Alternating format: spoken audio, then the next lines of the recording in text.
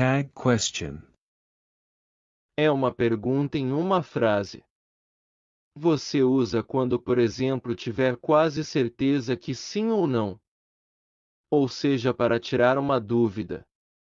Se você tem uma frase afirmativa, a pergunta precisa ser negativa. Exemplo: você mora em São Paulo. Você não mora. Se a frase for negativa, a pergunta precisa ser afirmativa.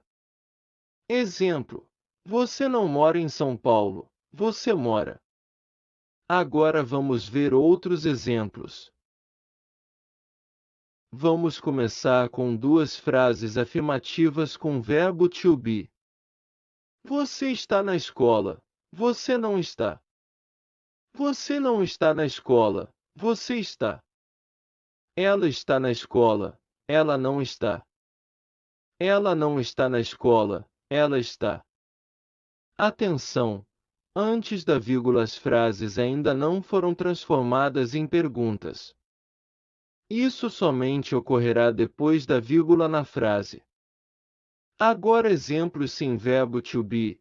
Então vamos usar auxiliares para negar as frases. Você vai para a escola. Você não vai. Você não vai para a escola. Você vai. Ela vai para a escola. Ela vai. Você não vai para a escola. Você vai. Agora vamos ver as frases com auxiliares. Como vocês já viram nas aulas anteriores, nega-se o auxiliar. Você irá para a escola. Você não irá. Você não irá para a escola. Você irá. Ela poderia ir para a escola. Ela não poderia. Ela não poderia ir para a escola. Ela poderia. Agora vamos ao principal. Para negar a frase você precisa usar o que usou na frase de baixo. Para colocá-la na negativa. Já na segunda você precisa colocar o final de forma positiva, com o início da frase. Agora vamos ver as frases dos exemplos em inglês na mesma ordem. You are in school. You aren't. You aren't in school, are you? She is in school. She isn't. She isn't in school, is she? You go to school. You don't. You don't go to school, do you? She goes to school. She doesn't. She doesn't go to school, does she? You will go to school. You won't. You won't go to school, will you? She could go to school. She couldn't. She couldn't go to school, could she? Palavras diferentes com a mesma tradução. Vamos começar. A primeira é grande. Possui duas diferenças. Uma é usada com o sentido de grande. Exemplo: esse carro é grande. A outra é no sentido de largura, como por exemplo: essa rua é grande ou larga. A segunda é chato.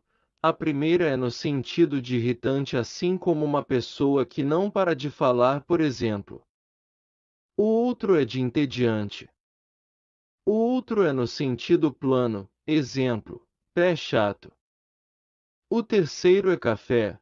O primeiro é de inclusive. O segundo é de até um destino, por exemplo: eu fui até São Paulo. O quarto é veneno. O primeiro é qualquer tipo de veneno que seja ingerido e criado pelo homem ou veneno animal. O segundo é para venenos injetáveis. O quinto é aniversário. O primeiro é aniversário de nascimento. O segundo é aniversário que não seja de nascimento. O sexto é apagar. O primeiro é apagar como uma borracha, por exemplo. O segundo é no sentido incêndio, por exemplo. O terceiro é no sentido apagar a luz. O sétimo é banco. O primeiro é banco financeiro. O segundo é o banco da praça. O terceiro é de banco para uma pessoa só, por exemplo, o banco do bar. O 8º é casamento, o primeiro é de cerimônia. O segundo é referente à vida de casado. O 9º é destino, o primeiro é para destino de viagem. O segundo é referente ao seu destino no sentido vida. O 10º é fantasia, o primeiro é para fantasia como uma festa fantasia, por exemplo. O segundo é no sentido de fantasia imaginaria. O 11º é receita, o primeiro é de receita de culinária. O segundo é de receita médica. O terceiro é sua receita de banco, seu faturamento por mês é ano. O último é tinta. O primeiro é qualquer tinta menos a usada em papel, por exemplo. O segundo é a tinta usada em papel, mais tinta líquida. Gostaram?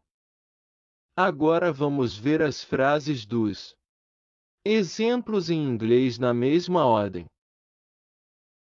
1 degree, big, large, 2 degrees, annoying, boring, flat, 3 degrees, even, until, 4 degrees, poison, venom, 5 degrees, birthday, anniversary, 6 degrees, erase, put out, turn off. 7 degrees, bank, bench, stool, 8 degrees, wedding, marriage, 9 degrees, destination, destiny, 10 degrees, costume, fantasy, 11 degrees, recipe, prescription, income, 12 degrees, paint, ink.